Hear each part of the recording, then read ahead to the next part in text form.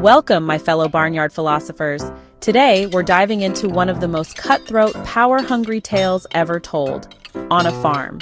Yeah, you heard that right. Grab your pitchforks and brace yourselves, because this isn't your average bedtime story. It's the story of Animal Farm, a place where animals tried their hand at ruling themselves only to discover that, well, politics can make even a pig seem human. It all starts one fateful night at Manor Farm. The animals, tired of their boss, Mr. Jones, who seems to treat whiskey better than them, gather to hear the wise words of Old Major, the oldest and possibly wisest pig on the farm. He's got some revolutionary thoughts on his mind. Imagine if all animals could live free, without humans bossing them around. Sounds pretty good, right? Old Major's speech is electric. He's rallying the sheep, the cows, the chickens. Everyone's hyped for freedom. And when he wraps up his rousing speech with a few final oink oinks, it's clear this pig has started something big.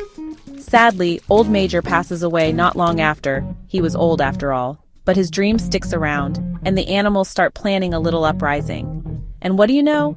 Mr. Jones, being the responsible farmer he is, neglects to feed the animals, giving them the perfect excuse to revolt. They chase him and his men right off the farm. With that, Manor Farm becomes, drumroll, Animal Farm. The pigs take charge, renaming things and coming up with rules like no animal shall wear clothes and no animal shall sleep in a bed. Just the basics, you know. Things go smoothly at first. The pigs, specifically Napoleon, Snowball, and Squealer, organize everyone. But remember what I said about pigs and politics? Yeah, Napoleon starts getting a taste for power. Soon he's snacking on the cow's milk, munching on apples, and thanks to Squealer's smooth talking, the other animals are somehow convinced this is all for their benefit. Now, Snowball, the other pig leader, actually has a great idea to build a windmill for electricity. But Napoleon isn't having it. In classic villain style, he calls in his pack of ferocious dogs, whom he secretly trained, and chases Snowball out of Animal Farm for good. And now, Napoleon's in charge. With Napoleon at the top, things, change. The animals notice that those 7 commandments they painted on the barn wall start to look different. First, no animal shall sleep in a bed becomes, no animal shall sleep in a bed with sheets. Then, no animal shall drink alcohol turns into no animal shall drink alcohol to excess. Subtle, right? The pigs take it further, even moving into Mr. Jones's house and wearing clothes. Meanwhile, Napoleon blames every little problem on poor, exiled Snowball, using him as the ultimate scapegoat. And when a big storm takes down the windmill, Napoleon blames it on Snowball again. He even starts forcing confessions out of innocent animals and has them executed in front of the others, all in the name of security. The farm spirals into a brutal regime. The hardworking animals get less food, but Napoleon and the pigs keep getting fatter. They even sell poor Boxer, the strongest and most loyal horse, to the slaughterhouse when he's too weak to work. And to top it all off, they throw a party with human farmers. And we get this classic line, all animals are equal, but some animals are more equal than others. They're not even hiding the hypocrisy anymore. By the end of the book, the pigs are walking on 2 legs, carrying whips, and looking so much like humans that you can't tell them apart.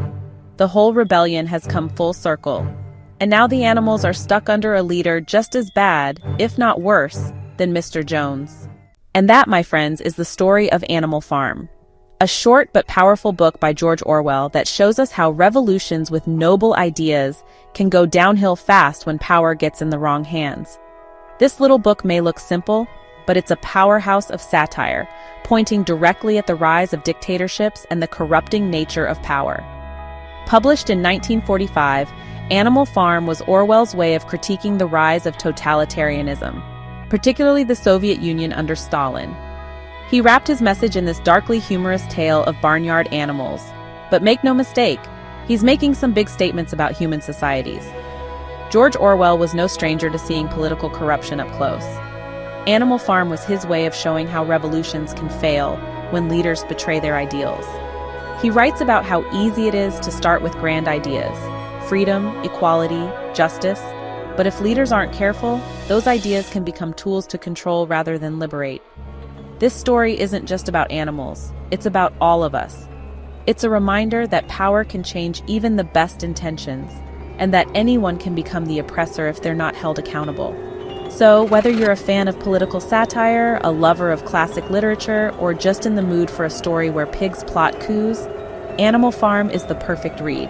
Thanks for joining me on this barnyard journey. Don't forget to like, subscribe, and hit that bell for more literary adventures. And let me know in the comments, do you think power really does corrupt? Or were the pigs doomed from the start?